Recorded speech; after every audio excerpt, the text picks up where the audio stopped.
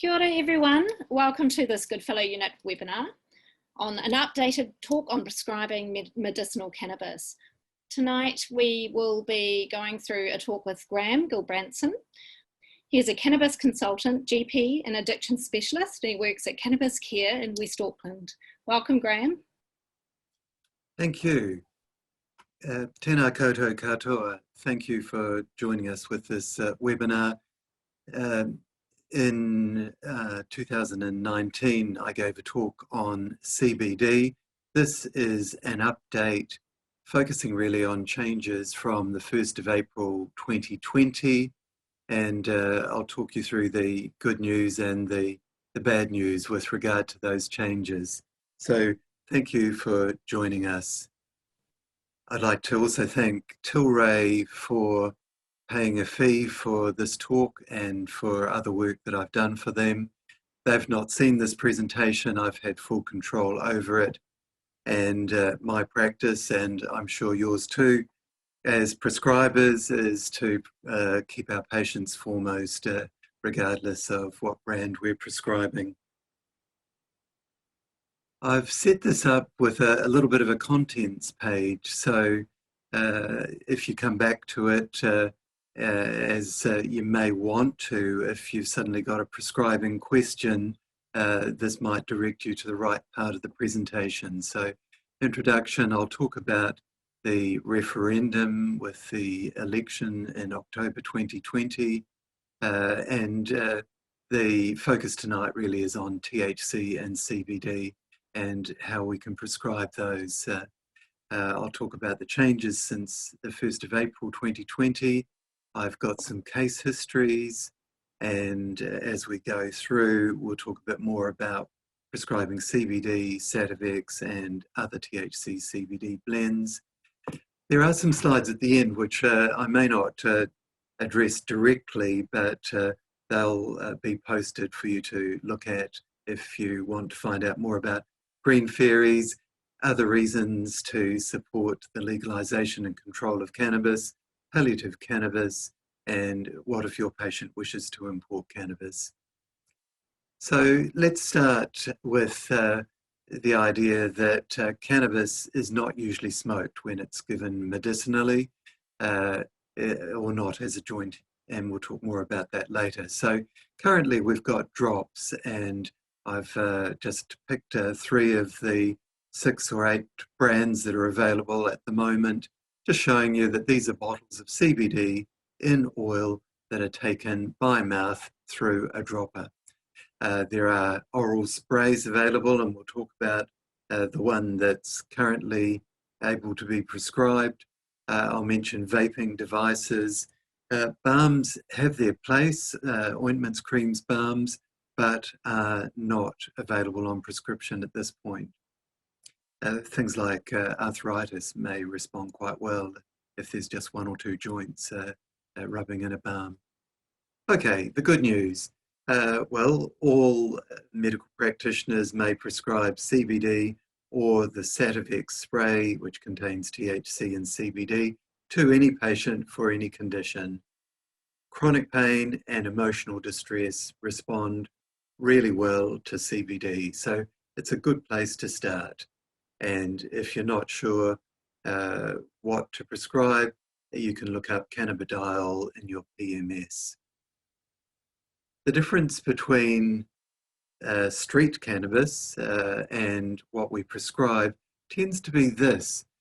Because of prohibition, cannabis has become more and more concentrated, so a small amount is easier to hide and is better value.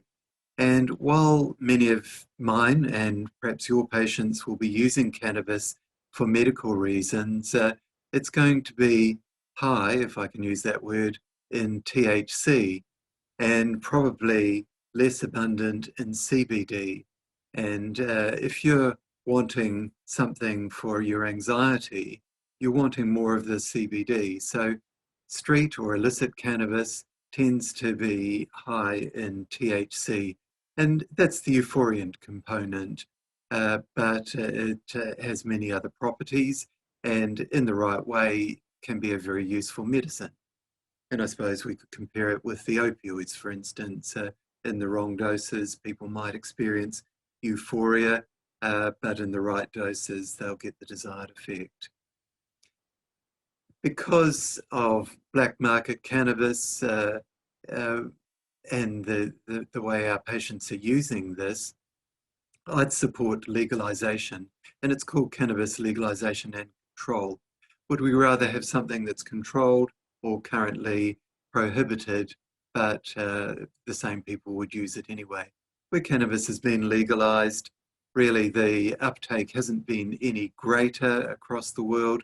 It's the same people smoking it, but they are certain of the quality and the safety. It's been tested for contaminants, and really legalization and control is part of a harm reduction strategy.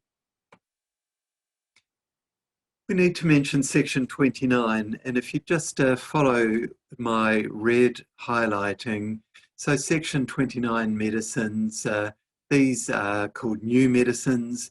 They don't have a consent for distribution and advertising. So the rules are no person shall advertise the availability of any medicine to which this section applies.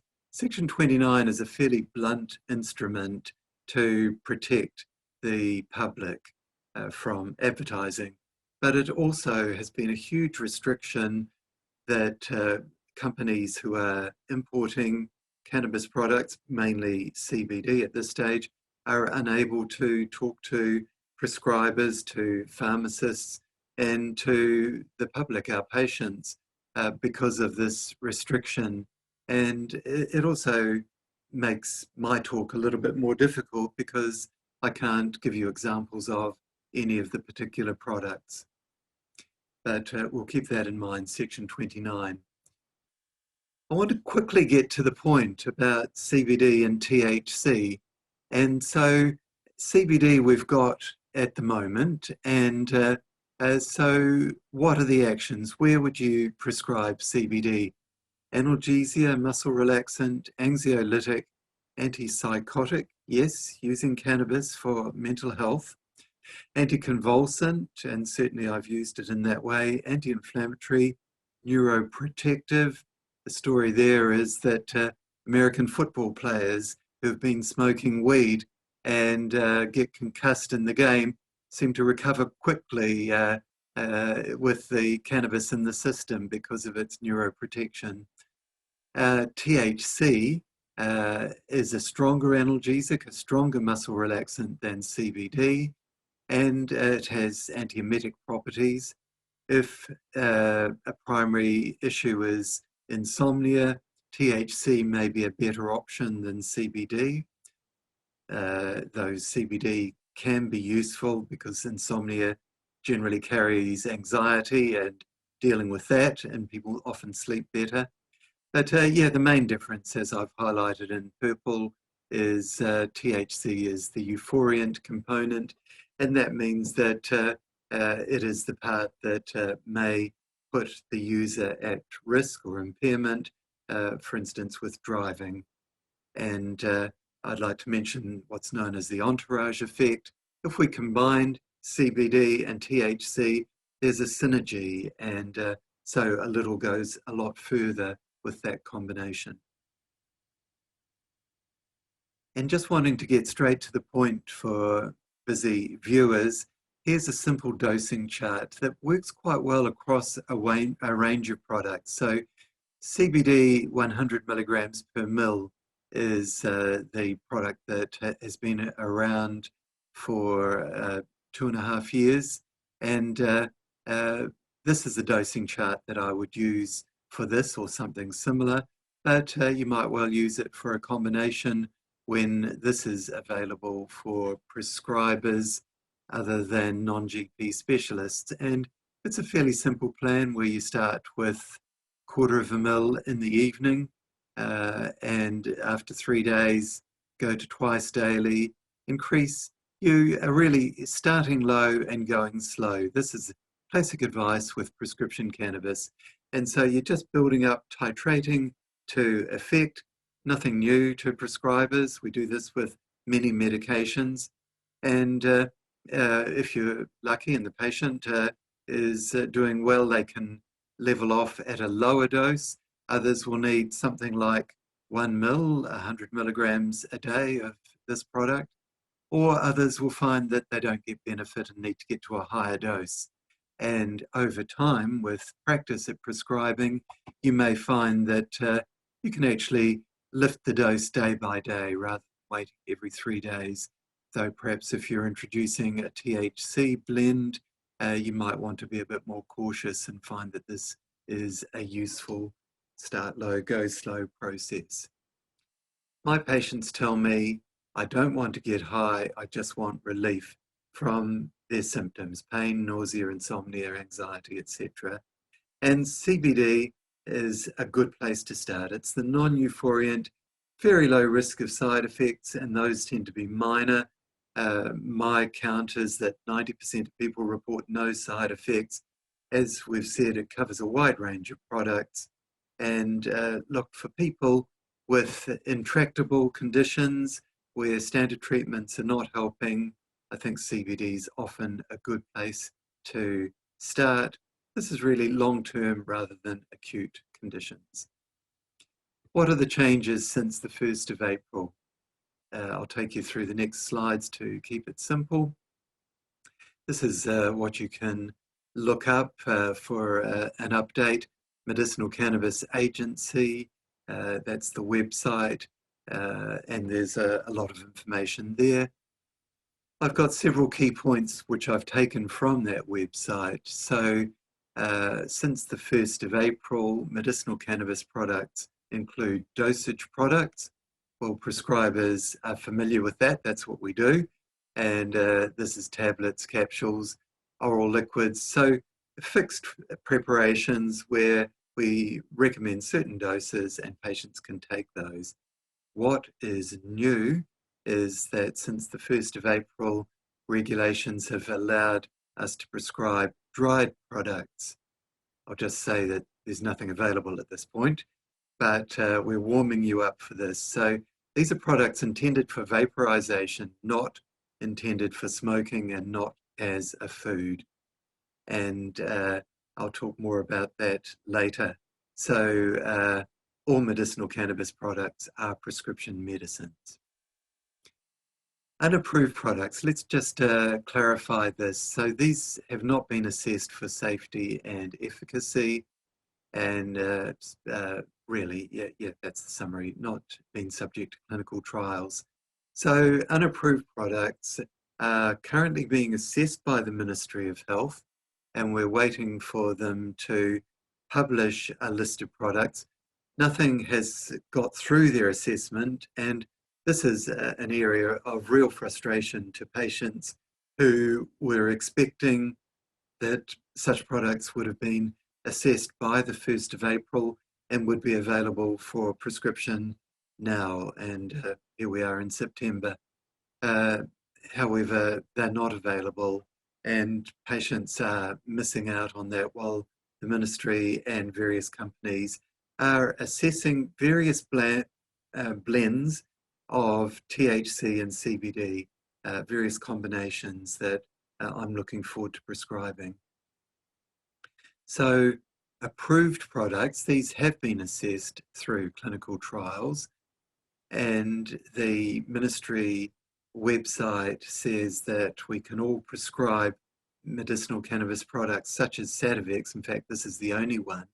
And the reason I'm allowed to give you the name Sativex is that clinical trials in England, where Sativex was developed over 15 years before it was on the prescription market, the trials for multiple sclerosis mean that we have some confidence that it can reduce the muscle spasms associated with MS, but we're more likely to be using it off-label here. But in summary, any prescriber can prescribe CBD or Sativex at this stage, and we're waiting for other blends of THC and CBD. I'll talk more about Sativex in a minute. We're at the end of a 6-month transition where the current rules are CBD, Sativex, any prescriber. And in the 6 months, I was fully expecting that other blends of THC and CBD would be available, and that I would be able to report back to you tonight on my experience with that. I can talk in general terms and try and warm you up to the possibility of being able to prescribe in the next little while. So, case histories. It was suggested that I give 1 or 2 case histories. In fact, what I'm going to do is I can do better than that. I can give you 1,031 case histories, and it won't take us all night. So, look, my audit with the assistance of Professor Bruce Arrell and a couple of his students has found that half of my patients on CBD have chronic pain, and then I've divided other patients into these 4 groups. So cancer patients, emotional distress, and neurological problems. And I'll tell you what sort of problems I've been dealing with. So yeah, international literature indicates that half of people using cannabis, whether it's illicit or prescription, are using it for chronic pain. And what sort of pain? Well, out of 489 patients, fibromyalgia, and I put that at the top of the list because not many things help fibro, but CBD can be quite life-changing. And that's a phrase that I hear from patients over and over. So fibromyalgia, think CBD. Osteoarthritis, PMR, low back pain, and we've all got patients with low back pain that it doesn't seem to be responding to much else. Neuropathic pain, it's great to have something that might help with far fewer side effects than the standard treatments. Central sensitization, and you'll know this term from long-term pain situations where people get deeply ingrained pain patterns that are set up and are easily triggered.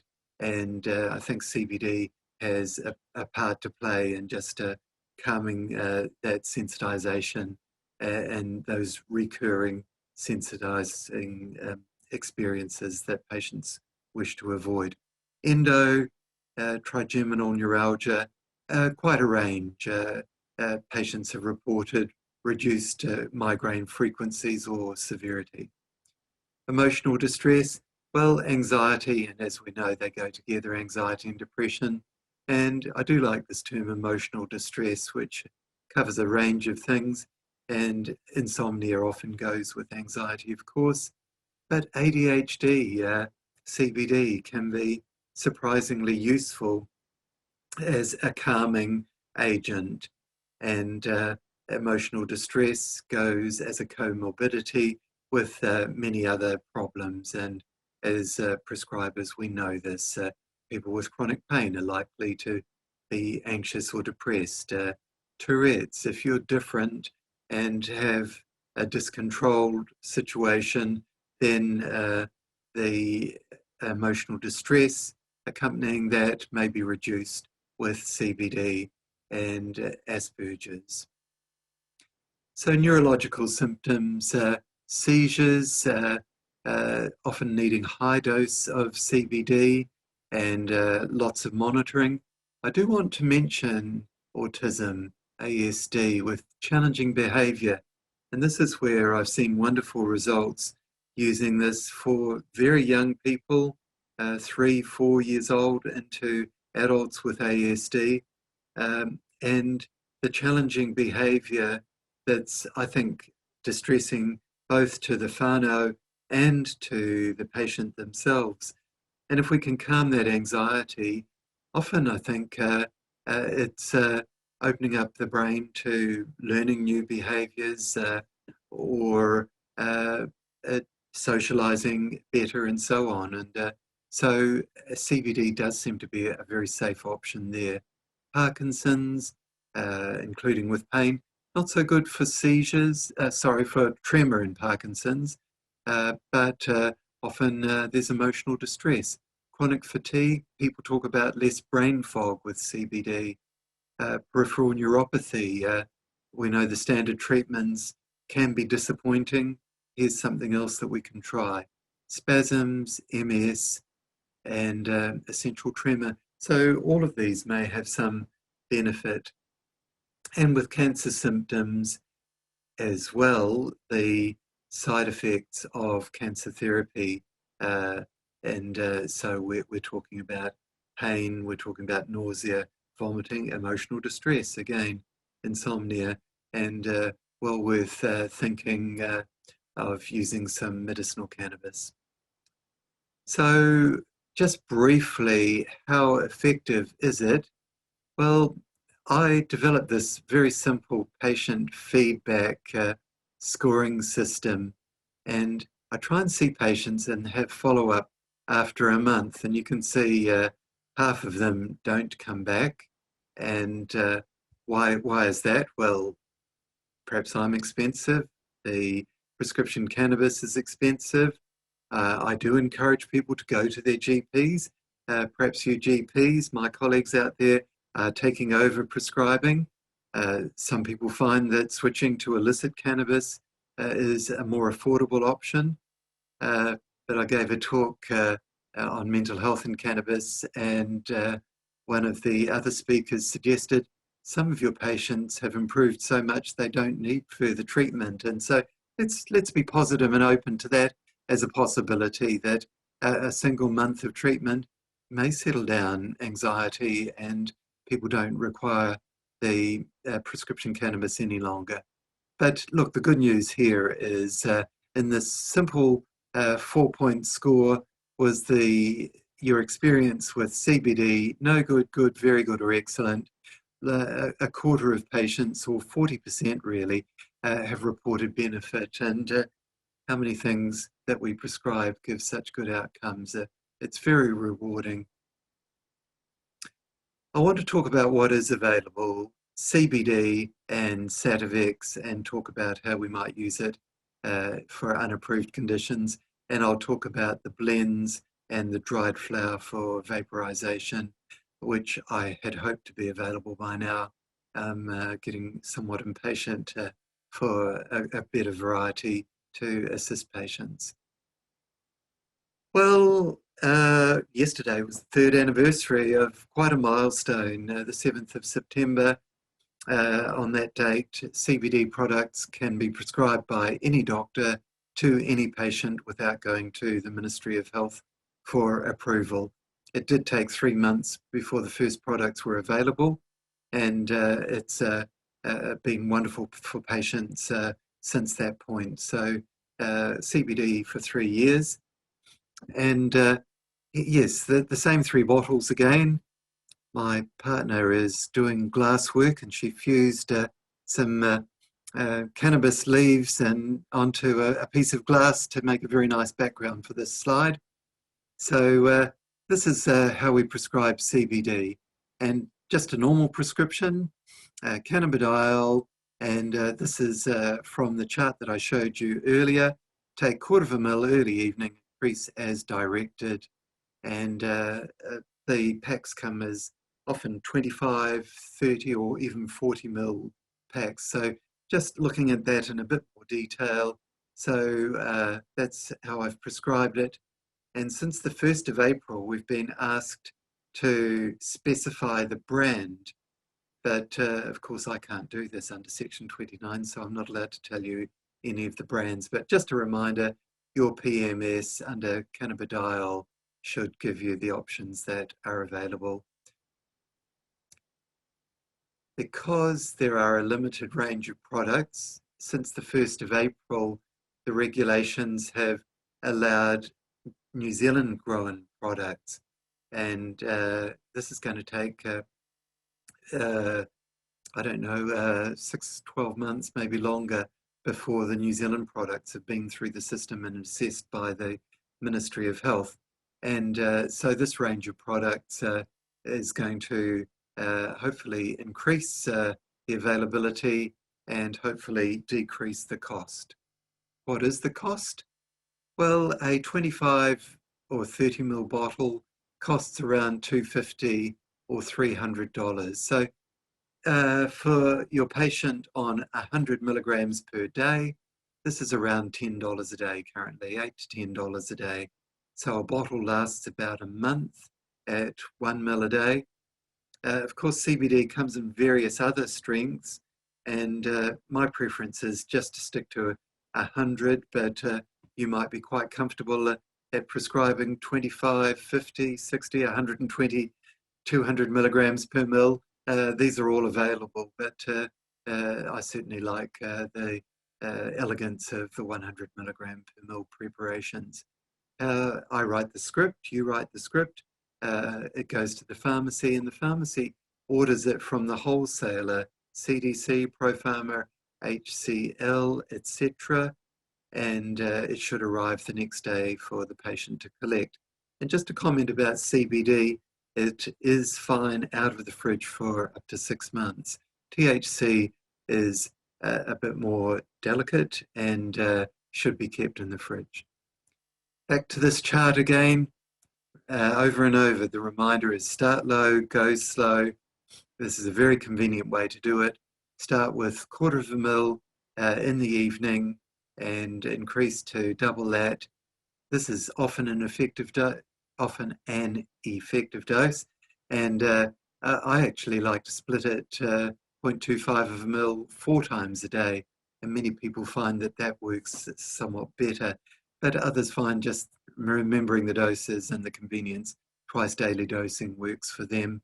And of course, if it's not effective, then increase the dose until you find the right level. My optimal dose is. Let's talk about Sativex.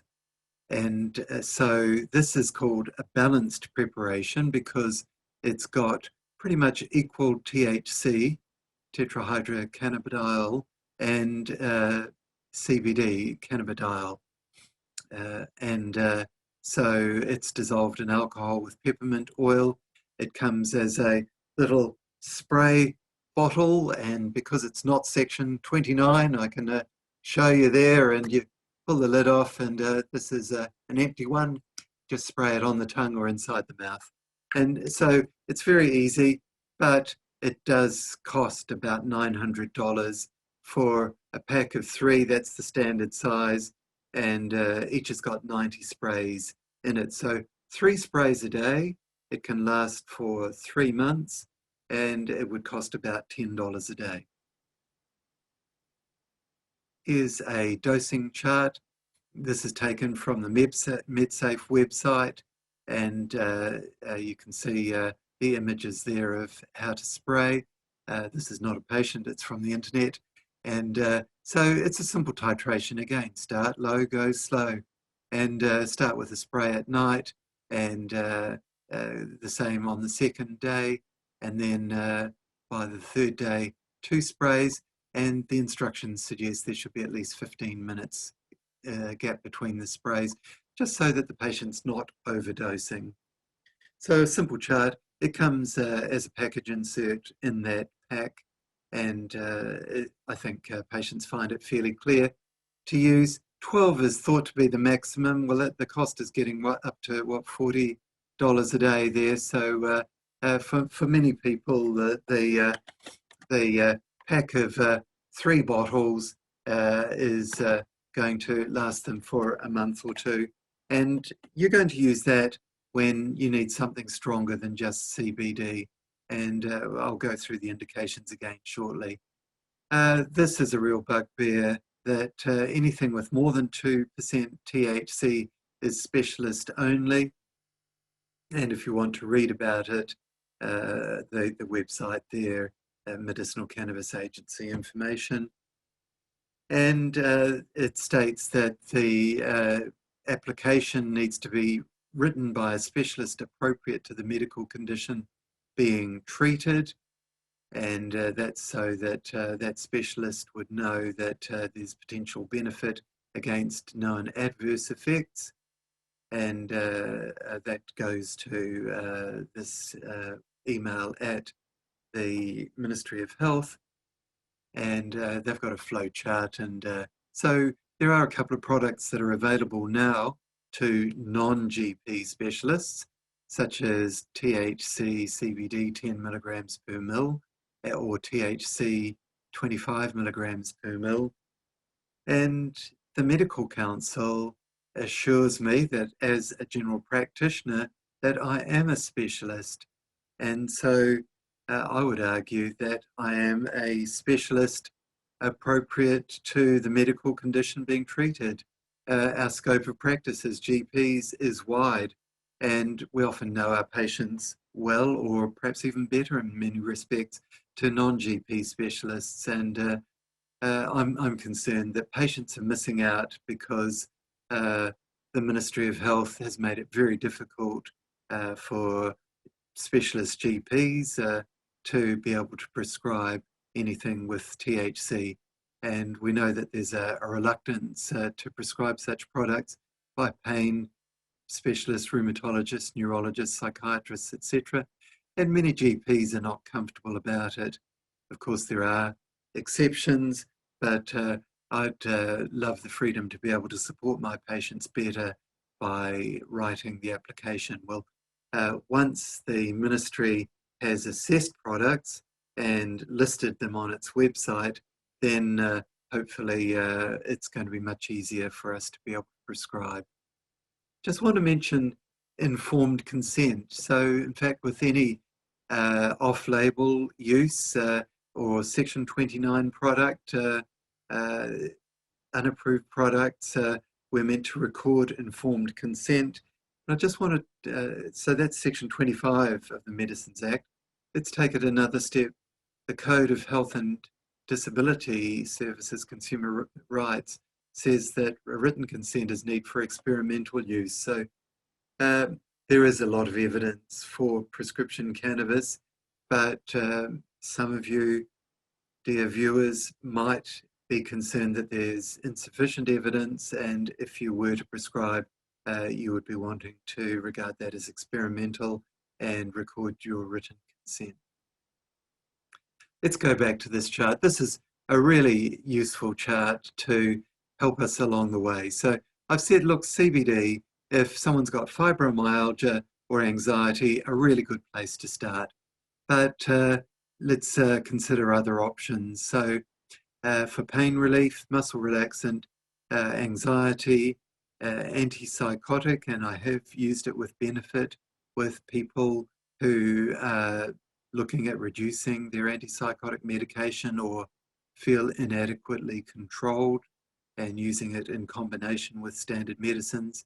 Anticonvulsant, more effective than THC, but the entourage effect, as I've said below in red, if the combination of the two can be much more effective than either. Anti-inflammatory properties, and then the THC, better pain relief, better muscle relaxation, better anti-nausea and vomiting properties, appetite stimulation. Some will be familiar with the term the munchies, and it can often be sedating, and it has a role in these other areas there. And well, Euphoriant, I can tell you about a 70-year-old woman on Sativex, and she reports very good pain relief, and she reported back to me that sometimes I feel a little bit happy on the Sativex, and it's not a bad thing. Well, you know, we need to take care there, but some of our medicines do make people feel happy, and you know, we need to be responsible prescribers. Let's talk a bit more about products that are here and coming, and I've listed this from THC 0, so these are CBD dominant or CBD only products, and I've gone right through to THC dominant, and these are pure products, just CBD only, and we're likely to see perhaps various strengths of THC. This is 25 milligrams per mil with no CBD. So available now to non-GP specialists. However, CBD, you know by now that any of us may prescribe that to any patient. And these are proposed blends that are either being assessed by the Ministry of Health or on their way. And you can see quite a number of combinations, and this may be a useful one. This is a balanced equal THC and CBD, available now to non-GP specialists. And start low, go slow. And that means that you'd probably look at CBD or CBD dominant for most people. And why is that? Well, I'll draw your attention to this. So this chart here, I don't use the word psychoactivity, I would use dysphoria, euphoria, impairment. So the more THC, the greater the chance of impairment in the product. So starting down this end here, pure CBD, very low risk of impairment. Like driving is hardly ever an issue, unless the rare case of sedation. But the more THC, even with a balance, and here we've got a combination of THC and CBD, but the more THC, the greater the chance of impairment. Think tramadol, think morphine, think oxycodone. And so start low, low dose, and start down this end of things. So just to reiterate, start with the lowest dose, and that makes sense. If patients are paying, they don't want to start with a very expensive large dose. And so just covering this point again, a low THC, high CBD is often a good way to start with a low risk of adverse effects. And then if you are looking at THC, no more than 2.5 milligram per dose, or initially per day, and I'll explain that in a minute. Increase as tolerated, and consider splitting 2, 3, or even 4 times a day. So adverse effects, drowsiness, and this is really cannabis-based medicines. This is a wide range of products. This is mainly the THC, because CBD tends to be a safer option. But these are the sorts of side effects that we see. And this is always a curious one, isn't it? Euphoria as a side effect. But you certainly want to avoid psychosis, paranoia, dysphoria, etc. Too much cannabis can lead to hyperemesis. These are unusual symptoms and far less likely. Start low, go slow. Interactions. I'm careful with warfarin. I increase INRs, but patients tell me that the warfarin seems to be unaffected, and the newer anticoagulants, again, I would be looking at monitoring or having the patient monitor for symptoms. Watch out for alcohol and sedation. Clobazam and valproate levels have increased, and that can assist those who wish to taper off these, and I do have patients on a combination of anti-seizure medication plus the CBD. Contraindications, well, yeah, not much research with regard to pregnancy and breastfeeding. However, severe hyperemesis gravidarum, it may be that CBD you would weigh up is a safe option when nothing else is assisting with such a distressing illness. And as we know, there are 2 patients involved and the whānau. So yeah, it may be worth considering, and you'd want written consent for sure. History of psychosis, well, I use CBD, but I'd be very cautious about THC there. Arrhythmias may be at risk with THC, avoid it with severe ischemic heart disease, and we've talked about interactive drugs. Here's a new area for prescribers, and it's not here yet. We're waiting for companies to submit applications, and going on current experience, it's going to take the Ministry of Health a very long time to assess such products. But let me explain. But okay, we've got what's known as dried flower cannabis or botanical cannabis. Let's zoom in. So with flowers, you've got petals, and this is an internet image of a petal. It's a photograph showing the trichomes. These are the hairs on the petals, and these are resin capsules. This is where the plant makes the cannabinoids and the terpenes, which are the essential oils that give cannabis its characteristic aroma and may have some therapeutic benefit in combination with the cannabinoids. We don't have time tonight to go into detail, but just to explain that the sticky resin on the outside of the petals in the trichomes is going to be included in the dried flower. Put this in a vaporizer that's meant to be an approved medical device. And what you're doing is you're heating and vaporizing the active compounds rather than setting fire to it, as with a joint, and breathing in soot and tars. And look, at this point, I would make the comment that 40 years of research has not shown lung cancer from cannabis. Smoking cannabis is a different botanical from tobacco. So yeah, I want to be clear about that. But chronic airways disease is a risk with heavy smokers, but using a vaping device is the way to go as a safe option. So vaping devices and utensils like bongs, water pipes are prohibited still under New Zealand law. A few more details about dried flower. It's going to be some time before we can prescribe it. How do we do it? Well, there aren't particular dosing guidelines, and I know that will be a concern with prescribers. So it tends to be individualized based on titration. Avoid a high dose of THC with most people initially, and we're going to see different blends of THC, CBD in the different dried flower preparations that are made available. Of course, someone unfamiliar with cannabis, yeah, you do want to avoid the stronger medicine. And disorientation, loss of coordination, etc. Watch that. So again, start low, go slow. I think you've got that by now. So dosing, start as low as possible. Start with 1 puff before bedtime.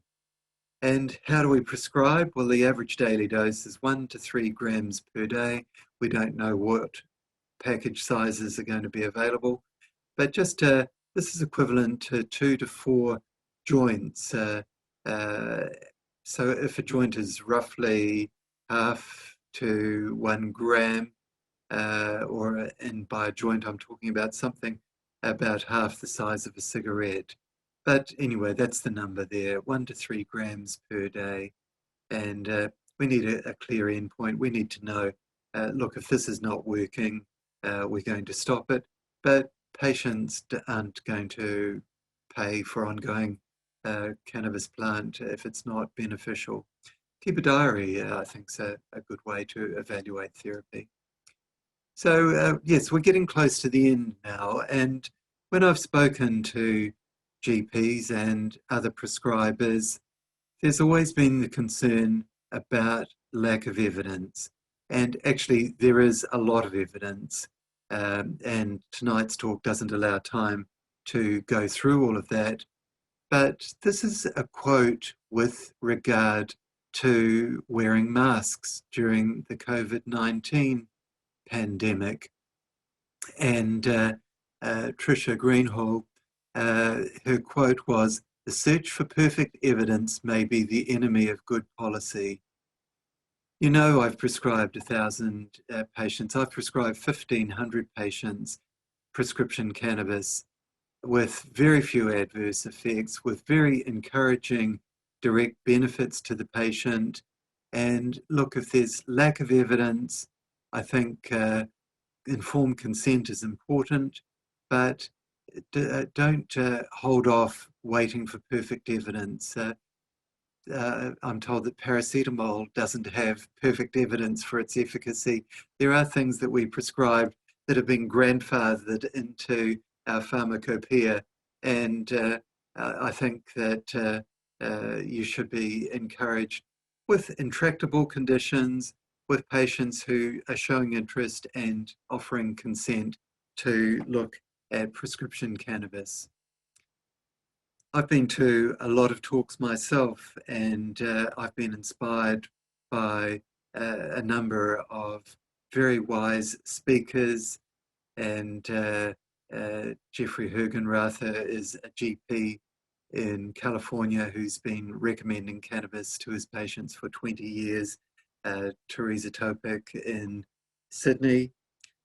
And we're going to finish for the moment on this slide, but the presentation does continue with a few other slides of interest. I wanted to just take a break here. I can remind you that I do receive emails with questions, and I'm pretty good at getting back to you, sometimes not the same day. And I'm happy to take referrals and offer advice on patient treatment. But look, over to you, Helen. I'll stop here and invite questions. Thank you, Graham. If that's okay, we've got a number of questions that have come through. There's been quite a few questions along whether you could comment on the impact of drug testing within workplaces, industry, or with driving if you're using any of these products. Okay, drug testing pretty much looks for THC or the metabolites. And so our experience, and congratulations to any others who have been prescribing CBD, this experience is likely to set patients up for negative drug screens, though there are a whole range of drug testing kits, and I'm not familiar with all, and I can't guarantee that all will show a negative test. But look, we put patients on morphine, we put them on benzos, and I hope if the needs arise, and I've certainly done this, I've written covering letters for employers, and really impairment is the issue. And with driving, again, the current test is impairment, and patients are certainly taking something like the Sativex, using the spray, and even older patients are telling me that in the right dose they're getting relief from pain as an unapproved use of Sativex and are not feeling impaired. And I certainly think it's important that we ask patients to assess themselves. Ask your whānau, am I safe to be a driver? You know, use that traditional test. And so, yeah, it's looking for signs of impairment. Okay, thank you. There is a question about, are there certain pharmacies that dispense medical cannabis? A GP has prescribed medical cannabis recently, and the chemist told the patient that it was not available. It's a fairly common problem. So, look, the serious answer is that all doctors can prescribe to all patients, particularly CBD, and all pharmacies can dispense. But just like many doctors have never done it and don't quite know how to do it, hopefully by now you've got a bit of a clue, but pharmacies who don't have an account with the various wholesalers, or, you know, it's the first time we do anything, isn't it? It takes way longer, and sometimes the inclination is to say, no, that's not my scope of practice. Well, yes, there are pharmacies, and I think probably email me. I'm just concerned that if I mention the name of 2 or 3 pharmacies, there'll be some that I've overlooked. And certainly I'm familiar with pharmacies in Auckland, Hamilton, and Wellington who have shown enthusiasm for dispensing. And yeah, look, do email me. You can see it there, doctor@cannabiscare.nz. Okay, thank you. Graham, is there a conversion chart between CBD products and codeine or tramadol or opioids in general? Is there a switching guide? Can they be taken together? Do we need to be converting these? No. Is there a conversion chart from codeine to morphine or tramadol to morphine?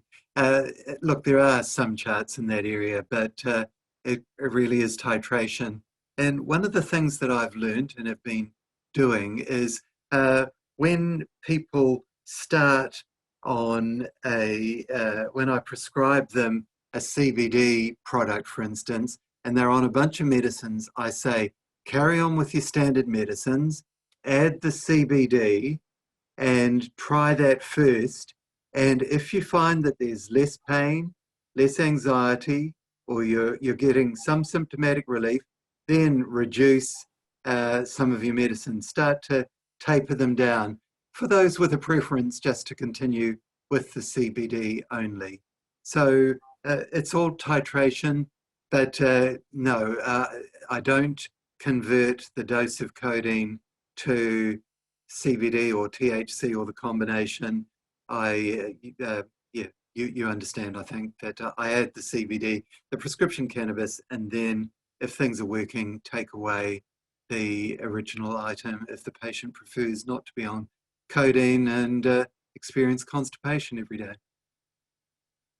Great, thank you. I think that was one of the other comments, was specific GI side effects that you can have with our CBD products, where someone has had lots of trouble with constipation with their opioid products that they've been using. Well, it's interesting. One of the potential adverse effects from CBD is loose bowel motions, and I get people singing the praises of it, but it doesn't happen with everyone.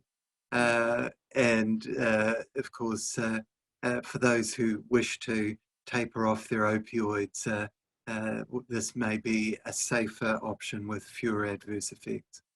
Okay.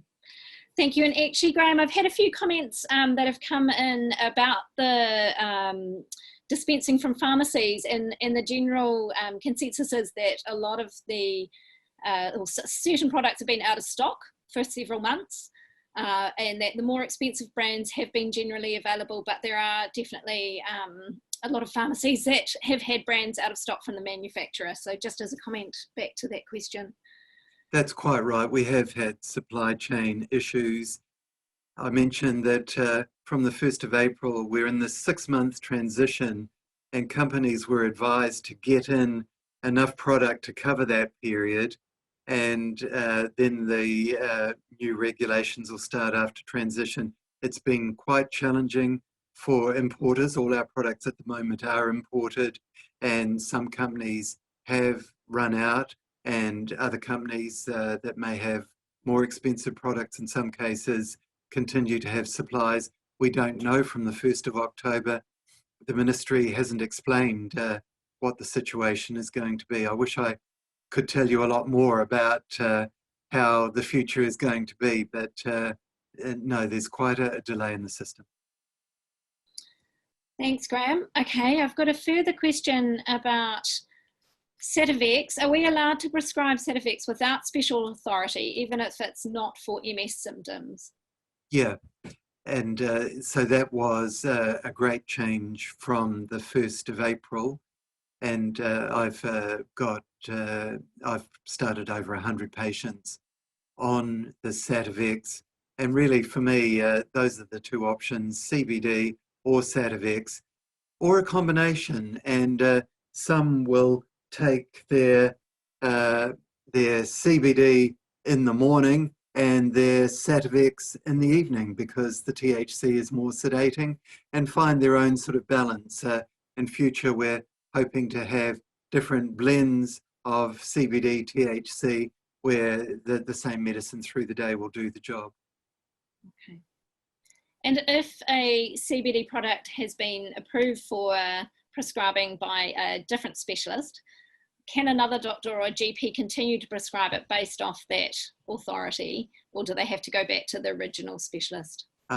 So CBD, we can all prescribe. We don't need to fill out an application form. For the combined products with more than 2% THC, apart from Sativex, so we've got Sativex and CBD, easy.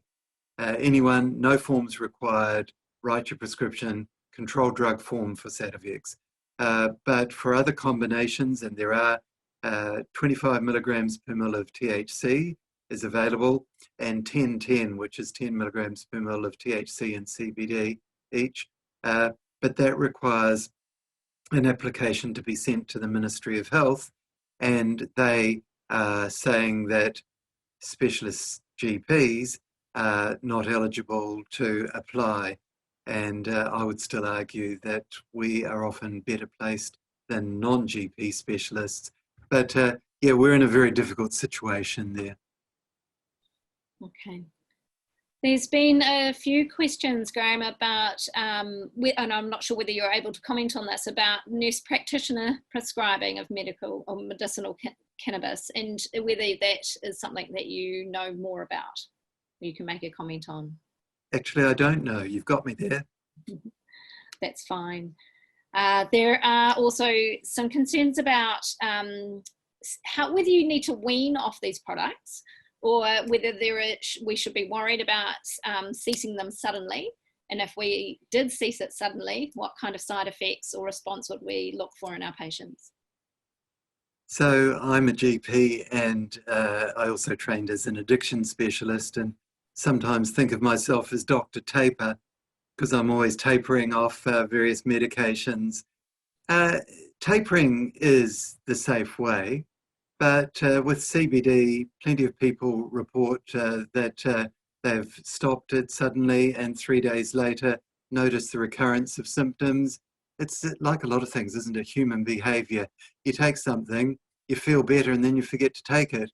And a few days later, the symptoms recur and you think, oh, that's what I need to do, go back on it. So CBD, very unlikely to get any discontinuation or withdrawal symptoms. But THC, I might be a little bit more cautious.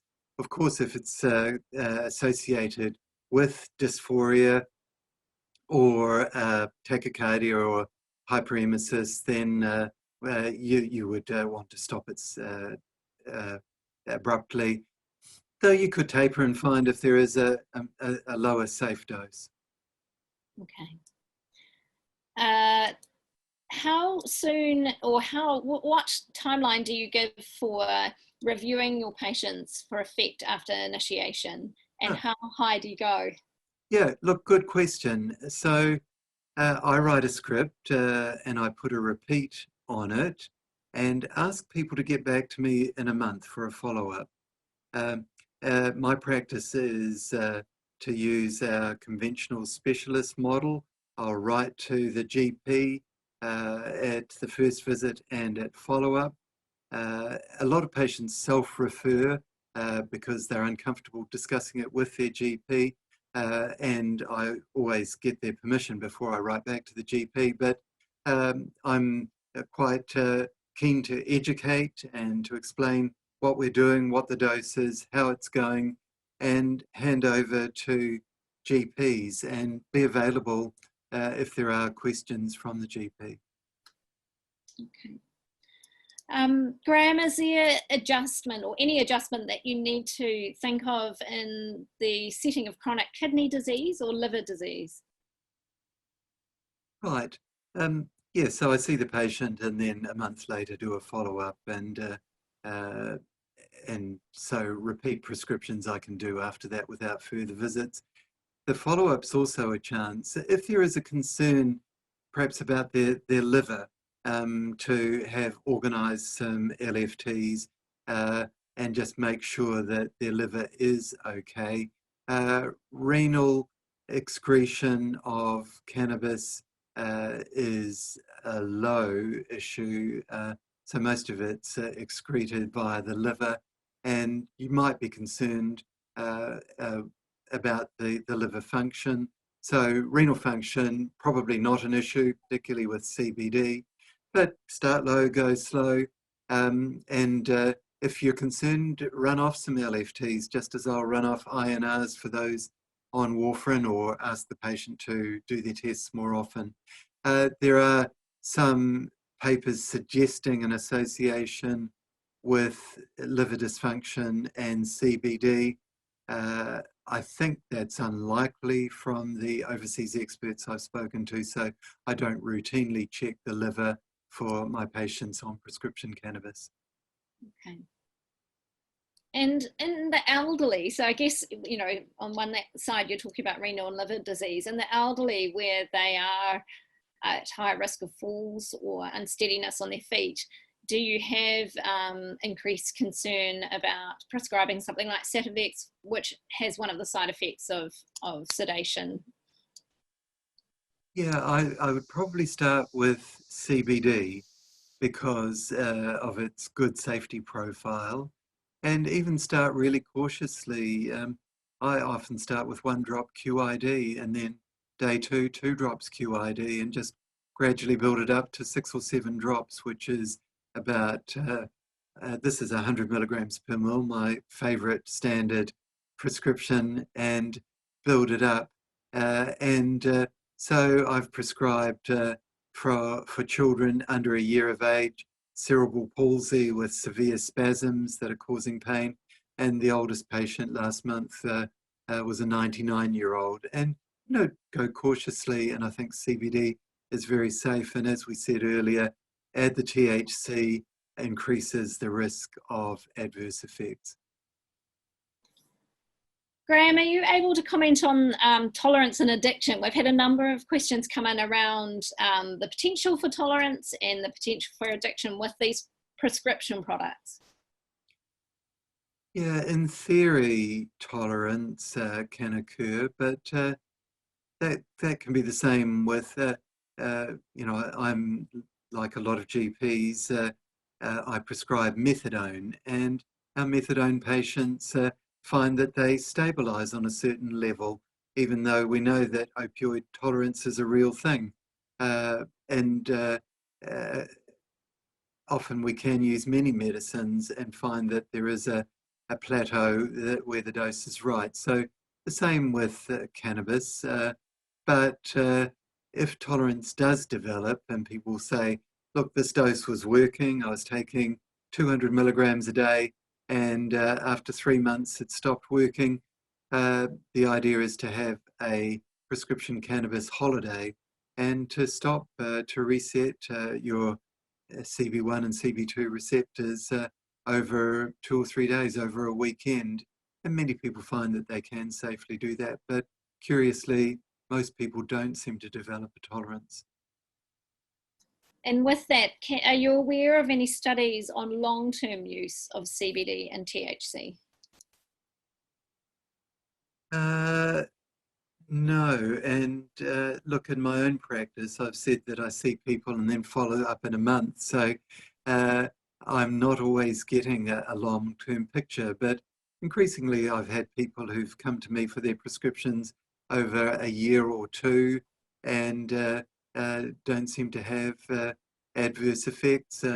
Often they find that chronic pain or anxiety does seem to gradually recede, and they can use a smaller dose. So long-term studies, Sativex has a lot more literature, which is why it's approved for MS, even though we might be using it off-label. But it took them 15 years to develop it and get it through the UK Ministry of Health.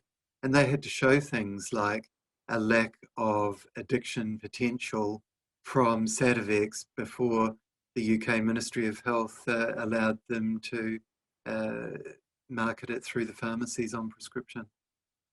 Okay. Thank you. There's a question here, Graham. Do you think prescribing CBD will still be in demand if the cannabis referendum passes? And will these products become cheaper to buy? Yeah, the referendum then, you know, once again with my addiction specialist hat, harm reduction, I'd much rather my patients went to a store in future and purchased a product that had been tested for strength and for contaminants and was safe in those respects, rather than patients these days saying, well, your prescription cannabis is unaffordable, I'll go back to my green fairy or my drug dealer, or I just have to stop because I don't know where to purchase cannabis. So currently people are, and it's a good question to ask patients, are you using cannabis? And the classic answer is when younger. And we know that the peak use age of cannabis is 20s and it tapers off in the 30s. Legalizing cannabis, it's going to be the same deal. It's going to be safer for the people in their 20s and perhaps 30s to purchase a product that has been tested for safety. Now, I gave a talk at a public meeting at late 2019, and someone in the audience put his hand up and said, "Can you tell me any form of cannabis use that's not medicinal?" And by that he meant, well, if someone has a glass of Sauvignon Blanc, is that medicinal if it just calms them down and relaxes them at the end of the day?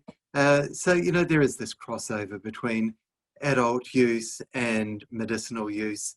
And so I think people will always want to treat themselves and take charge of their own program and try something at a shop with legalized cannabis, should this be allowed. And that price may be cheaper than something we can prescribe. It's a long way off. Let's say the referendum succeeds, then it has to be passed into law, and a Labour Greens government would look at doing that. Other parties may not. And then setting up systems, I can imagine it's going to be 6-12 months before anything's out there. So we are going to be the prescribers. It's the doctors and the drug dealers who are the source of cannabis until we have a legal and a controlled system. Okay, thank you. Graham, there's been a few questions about is there an age limit? As in, what is the youngest age you would prescribe CBD products to? And can you comment on the suggestion that cannabis can affect brain development in teenagers or young patients?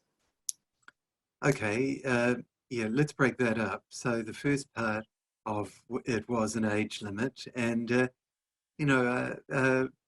I prescribe benzos and opioids, and is there an age limit? Well, a child in pain who's experiencing a cancer will be given opioids, or a child with seizures, an infant with seizures will be given benzos. We weigh this up, and the same applies to prescription cannabis. Once again, to repeat, CBD appears to be a very safe option, and I think is likely to be safe for all age groups. With THC, if you need better pain relief, better sedation, start low, go slow. And I have had children with pain from tumours undergoing cancer treatment who have been on Sativex as well, or have been lucky enough to get the balanced preparation with equal THC and CBD, and that often does help to deal with their pain. And these are kids with desperate outlooks, and so the question about brain development, I think CBD is unlikely to affect brain development. And further to that, I would say that my young people with autism or severe anxiety or Tourette's, I think the anxiety is more likely to cause a kind of brain damage. And if I can relieve that with the CBD, I think I'm doing far more good than any unknown risks. Add THC, well, yes, in severe situations, you might consider that. But while we know that brain development occurs up until the age of 25, the Dunedin and the Christchurch studies have shown that the risk of psychosis from illicit cannabis, which is likely to be high or dominant in THC, is in those kids who smoke cannabis heavily before the age of 18. Those who are less commonly using it or start at a later age in their young adulthood are very likely to be affected. I think a family history would give me concern. But I mentioned the antipsychotic effects of CBD. My understanding is that if someone is psychotic, smoking cannabis actually gives them a relief from the tyranny of psychosis. It changes it, and it's understandable that they might want to do something like that. Psychiatrists will argue that it's not terribly helpful for them, but look, when we're stuck, we try things to shift out of that. And so brain development, we don't know for sure. Up till the age of 18, I might have some concern with a strong family history or certainly a personal history of psychosis with regard to the THC, but with CBD, it seems to be a safe option. Great, thank you, Graham. I think there's one last question here, which I think we have time for, which is just, can you comment about the intermittent use of CBD and what effects that has for people who are start and stop, and what is the intended duration of treatment? Yeah, what we're treating, and if you go back to the list that I talked about, the kind of problems, these are chronic problems, and so chronic pain and emotional distress, to name the predominant ones, fibromyalgia and anxiety, for example. Patients will say that they treat those and often feel over time a degree of benefit and don't need such a big dose and forget doses. And then, patients tend to take a PRN and they take treatment as required. And in a way, that's a good thing. And for many patients, they'll like that, the affordability. I'll share this with you. An oncologist told me that the main side effect of medicinal cannabis is financial toxicity. And with financial toxicity, taking it as needed, look, our patients do this with many things that we prescribe, and they're sensible often about it.